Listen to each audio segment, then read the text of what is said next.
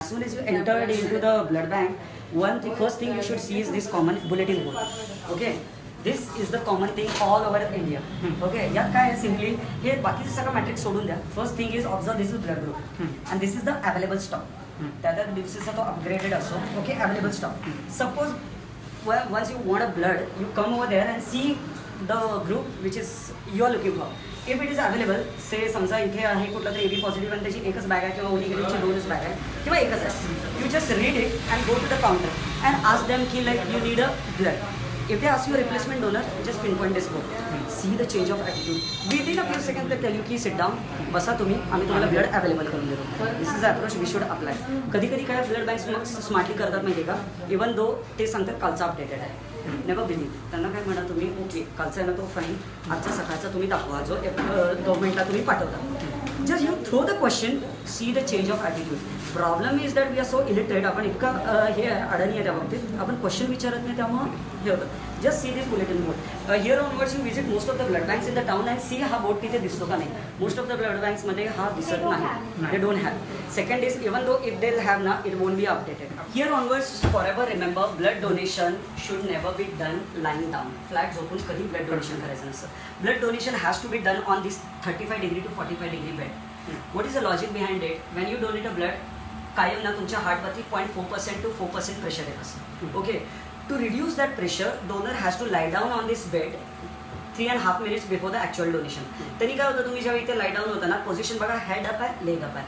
आपण काय करतो त्या डोनरच्या अराउंड स्टमक पोटाच्या आसपास ना एक्सेसिव्ह ब्लड स्टॉक करून ठेवतो. जेणेकरून काय होतं माहिती आहे का, की ज्यावेळी ते डोनेशन जेव्हा हार्टला जे प्रेशर येत असतं ना पंपिंग करायचं ते येत नाही आणि donor smoothly and safely donation करू शकतो. सो रिमेंबर दिस 35 डिग्री का बेड और 45 डिग्री का बेड. कधी डोनर बसलं तर ते पोझिशन पण चेक करतात. What is this guys? हे काय आहे? दिस Oxygen. Y they have kept it over here? Emergency. What kind of emergency? Like, pain. Okay, the funny part is oxygen cylinder and blood donation has nothing to do with each other. It is kept for a feel good factor. In medical term we call it the placebo effect. Okay, म्हणजे काय, donor तिथून form भरून तिथून इथे येईपर्यंत donor to doctor बनतो. Syringe proper आहे काय, टेक्निशियन ओके आहे का, ह्याला चक्कर आली होती, त्याला हार्ट अटॅक आला होता, हा मेला होता, तर मग ते इथे आलं ना स्वतःच प्रोग्राम करतात. इमर्जन्सी झालं की काय आलं. You visit, I have visited almost 2000 blood banks in India and around the world. तिथे गेलो, ऑक्सिजन बघितलं, empty cylinders. You can see over here, check करू शकता empty cylinders. Even plugs are not connected. Are you getting? आता तुम्ही blood donation कॅम्प्समध्ये गेल्यानंतर ना you will see this vessel and liquid all over. काय हे liquid, do you have any judgement काय असं? दिस is CuSO4 solution, copper sulphate solution असतं. ओके, हे प्रत्येक ब्लड डोनेशन कॅम्पमध्ये इट इज अ निडे हे ठेवतात. ते काय करतात माहिती आहे, डोनेशनच्या आधी ना तुमचा एक ड्रॉप घेतात आणि या CuSO4 सोल्युशनमध्ये ड्रॉप करतात. हिमोग्लोबिन 12.5 अबव असेल ना तर तो ड्रॉप डिरेक्टली जातो आणि सरफेसला टच होतो.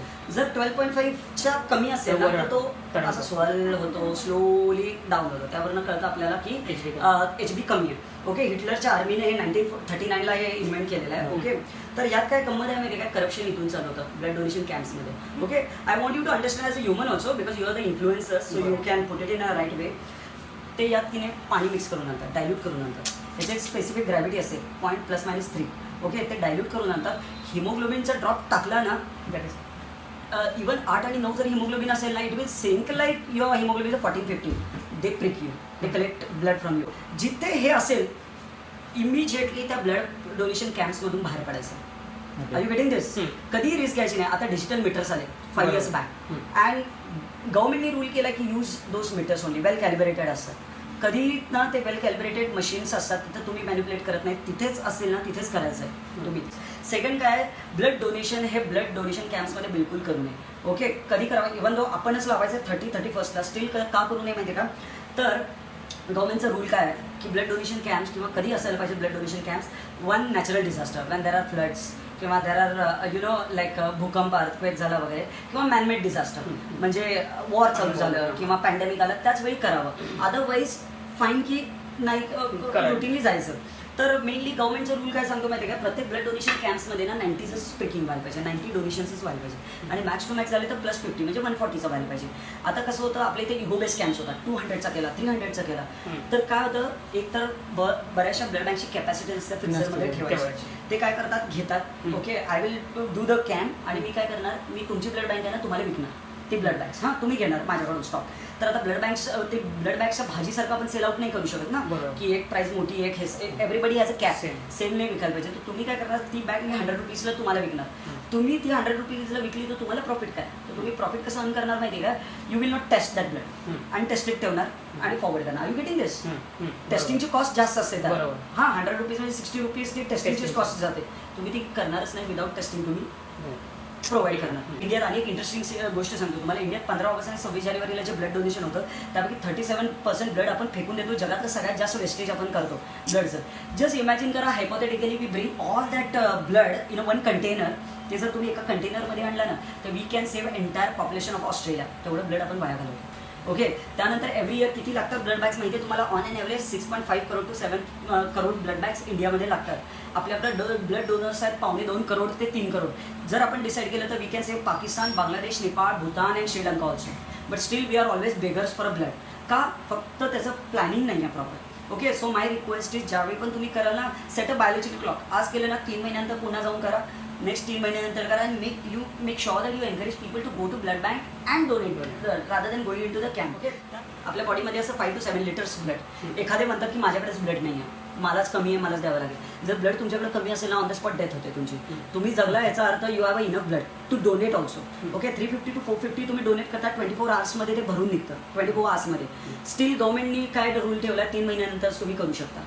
असं का ठेवलं गव्हर्नमेंटने रूल की जर तुम्ही 24 तासामध्ये ते भरून निघतं तर 3 महिन्यानं का डोनेशन करायचं? प्रॉब्लेम काय आहे, जस्ट अंडरस्टँड. आरबीसी फ्रेश बनतात. ओके. आरबीसी फ्रेश बनल्यावर they are very hyper active.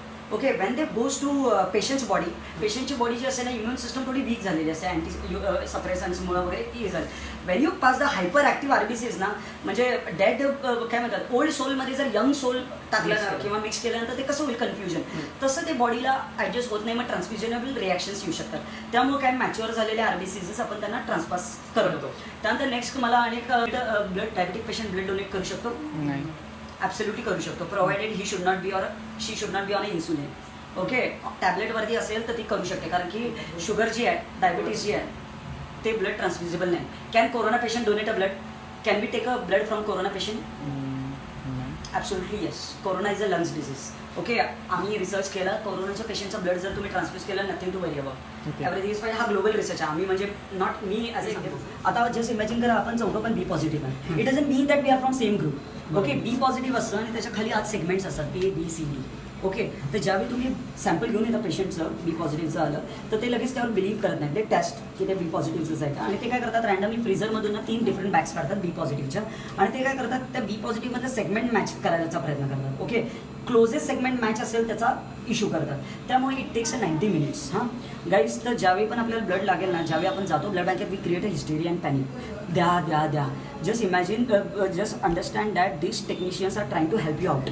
Okay. To give you a safe component. जर तुम्ही प्रेशर अप्लाय केलं आणि इफ दे आर सेन्सिटिव्ह आणि तुमच्या प्रेशरच्या अंडर क्रॅक झाले आणि त्यांच्याकडून जर एक मिस्टेक झाली मॅचची, it can hamper our patient for ever. तर मेक शुअर करा की 90 मिनिट्सचा टॉलरन्स एक्सपेक्टेड आहे. आलं की 90 मिनिट्स हा टाईम लागणारच आहे. ओके. अमिताभ बच्चनची case you must be knowing. जसलोकमधनं त्यांनी हॉस्पिटलमधनं त्या ब्लड घेतलं. ज्या टेक्निशियननं ते टेस्ट केलं त्याच्यावर एवढं प्रेशर होतं, नॅशनल प्रेशर होतं, काय ब्लड त्याच्याकडून जस्ट सेगमेंट मॅच करायला थोडंसं टेस्टमध्ये राहून गेलं. तो म्हटलं राहू दे आता, ते करायला नको. ते दिलं आणि हेपेटायटिस बी जो आहे त्यांचा फॉरएव्हर झाला. किडनी लिव्हर फॉरएव्हर डॅमेज झाली. 1985 ही only it's a liquid thing, not a solid. So हे मशीन, ही रूम आहे प्लेटलेट डोनेशन आणि प्लाझ्मा डोनेशनची. Okay. This is the machine. Plasma donor जे आहे कोविडचा, तो इथे येतो. त्याचे 3 क्रायटेरियाज असायला लागतात. आता बरेच लोक म्हणतात काय की प्लाझ्मा डोनरला पुढे येत नाही. लोक पुढे येतात, पण टेक्निकली अंडरस्टँड करा 3 क्रायटेरियाज आहेत. Weight should be minimum 55 kg. Second is the veins of the hands. हे बघा, ह्या वेन्स असतात अशा इथे आपल्या, त्या ब्रॉड असायला लागतात, मोठ्या असायला लागतात. ते कशावरती डिपेंड आहे, नॅचरल बिल्डअप आणि त्याचं लाईफस्टाईल. तो जर कोलेस्ट्रॉल किंवा असं जर असेल किंवा एज 40-45+ असेल तर नॉर्मली ना त्यांच्या बायोलॉजिकल क्लॉकमुळे त्या वेन्स दिसत नाही. सेकंड हा criteria. Third, 1 blood donation is must. Okay. तर ते क्रायटेरिया करून आल्यानंतर डोनर इथे झोपतो. ओके. तो इथे काय केलं जातं, किट इन्स्टॉल केलं जातं. आता हे बेअर आहे, तर किट बघा तुम्ही केली, see over there kit install असं बघा. ते बघा, ते कॅसेट लागले, हे बघा, हे जे आहे हे लागलेलं असतं. आणि बघा हे piping, this piping, you can see the piping over there. ते असं पाउचेस वगैरे लागतात. ते मशीन लुक्स व्हेरी हॉरिबल. तुम्ही सी ओव्हर देअर. हां. तर हे असं लागतं आणि ना लाईक इथे काय केलं जातं, डोनरचं वेट टाकलं जातं, त्या दिवशीचा प्लाझ्मा काउंट घेतला असतो तो टाकला जातो. या मशीनला ना स्वतःचा एक इंटेलिजन्स आहे हां. तर ते काय केलं जातं, इथं डोनर झोपतो आणि त्याला ना हे किट लागल्यानंतर प्रिक घेतली जाते. ओके, म्हणजे हे केलं जातं. हे मशीन ऍक्ट कसं करतं माहिती आहे काय, 120 ml ब्लड घेतं तुमचं, या मशीनमध्ये जातं. या मशीनमध्ये असतो एक सेंट्रीफ्यूज हा पाउचेस असतं, इथे ते जातं. हा काय करतो, 3000 RPM नी 1.5 मिनिट फिरवतो. प्लाझ्मा किंवा प्लेटलेट्स लायटर असतात ते रिटर्न येतात, प्लाझ्मा वरती येतो. प्लाझ्मा हे स्मार्टली एका बॅगेत कलेक्ट करतं आणि त्यानंतर उरलेले जे आहे प्लेटलेट्स WBC आणि RBC रिटर्न पाठवतं. आता मजा इथून चालू होते. ब्रेन नॅचरली प्रोग्राम आहे आपलं ब्लड बाहेर जायला, पण आपलंच ब्लड एखाद्या वॉशिंग मशीनमधून रिटर्न येतं ना, it creates a hysteria, panic करतो तो. त्याला समजत नाही बाहेरून काय आलं. त्यामुळे तो ब्रेन काय करतो माहिती आहे का, इथलं लिक्विड कॅल्शियम घेतो अराउंड हा फेस आणि ते स्टॉप करायला बघतो. प्लाझ्मा जो उरलेले जे ब्लड कॉम्पोनंट आहे ते आत येणार. त्यामुळे रिटर्न जाताना ना यू फील टिंगलिंग इफेक्ट, मुंग्यासारखं जाणवतं around your lips, around your face. Okay, आणि हातपाय हेवी होतात, हार्टबीट वाढतात. तुम्हाला लिटरली कळतं आपल्यात लंग्स पण आहेत, लिव्हर पण आहे, किडनी पण आहे, दिस इज व्हेरी थ्रिलिंग. तर हे असं झाली एक सायकल. अशा 27 to 42 व्हायची शक्यता असते depending on the plasma count of that donor. आणि अशी प्रोसिजर झाल्यानंतर प्लाझ्माची बॅग बनते जी can save Covid patients also and for the surgery patients also, cancer वगैरे त्याच्या ह्याला. So this is the machine. 90 minutes it takes to complete the service. आता बरेच वेळा ना इथे लोक म्हणतात हे कॉस्टली आहे, 11,000ला वगैरे बॅग मिळते. अंडरस्टँड टेक्निकली ह्याला जे किट लावतं ना ते प्रत्येक डोनरसाठी सेपरेट असतं. ओके, त्याची किंमत आहे 8,500 रुपये, जे आपण अब्रॉडवरून इम्पोर्ट करतो. Still we are not manufacturing it. तर ते जे आहे त्याची 8,500 किंमत. त्यानंतर जे किट कॉम्पोनंट आला तो थोडा वेळ स्टोअर करायला लागतो, प्रॉपरली टेस्टिंग करावं लागतं, देन ओनली यू डिस्पॅच. त्याची कॉस्ट अराउंड 1,000 आहे. And blood bank might be earning around 1,000 from this procedure which is valid. Electricity bill आहे, टेक्निशियनची सॅलरी आहे, अँड देन लाईक बाकीचा इन्फ्रास्ट्रक्चर कॉस्ट आहे. आणि ते 10th आणि 8th आणि 10th चा DMLT कोर्स केलेला चालणार नाही, बरोबर ना. It is very complicated process. तर त्यामुळे ना इथे जरा चांगला टेक्निशियन वेल एज्युकेटेड ठेवावा लागतो, तर त्याची पण सॅलरी आहे.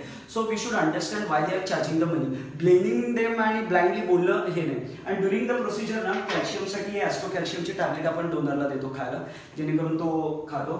त्यानंतर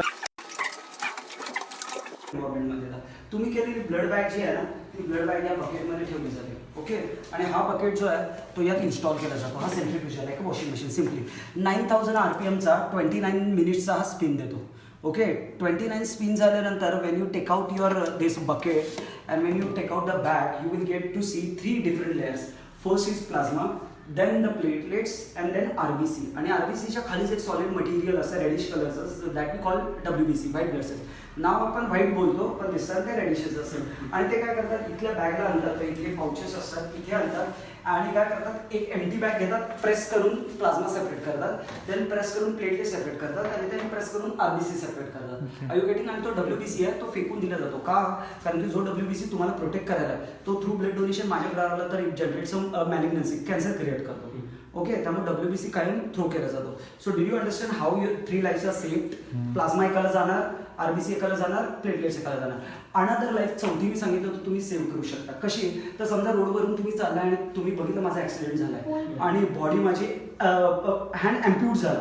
ओके, तुम्ही रोडवरती काय करणार, ब्लड थांबवायला ते बांधणार काहीतरी. हा एक्झॅक्टली, तुम्ही इथं काहीतरी मला टाईट बांधणार, तुम्ही हॉस्पिटलाइज करणार. डॉक्टर काय करणार, ते स्टिचेस घालायच्या आधी बांधणार, ब्लिडिंग स्टार्ट होणार. त्यावेळी काय काय करत असेल ते स्टॉप करायला माहिती ब्लड काय करतात. इथून जी काढलेली बॅग आहे, ॲज आय सेड, इथून जी काढलेली आपण बॅग आहे त्यामध्ये मी तुम्हाला सांगितलं की 3 लेयर्स बनतात. ओके, प्लाझ्मा, प्लेटलेट्स आणि RBC. तर 3 लेयर्सना सेपरेट करायला मध्ये एक सेपरेशन लेअर बनते, लाईक अ वॉटर लेअर असते ती, त्याला आपण म्हणतो cryoprecipitate. Okay, in short factor 8. ते काय करतात, ते सेपरेट काढतात आणि त्याचे इंजेक्शन जर इथे दिलं तर नेक्स्ट 25 मिनिट्ससाठी इथला पार्ट सुपर फ्रीज होतो आणि डू द स्टिचिंग पार्ट. कमी Wien you donate a blood for 50 ml मधून आहे बघा, RBCs इतक्या देतात, प्लेटलेट्स, प्लाझ्मा आणि क्रायो. हे 3 गोष्टी ब्लड बँकेत स्टोअर केल्या जातात. क्रायो हा असतो तो आपत्कालीन सेवेला ठेवला जातो. वेन ऍक्सिडेंट केसेस कम्स ना, you cannot demand it from blood banks, you have to inject it immediately. So pray करा की तुमच्या ब्लडमधून हे वापरलं जावं, पण हे वापरायची कुणाला वेळ यायला नको. Am I right no. तो RBC, platelets, plasma these are the things. Thank you guys. You are the most powerful people in the Kolhapur city, and thank you for giving us opportunity. Please spread the education. On a selfish note, I am saying this: do, spend it.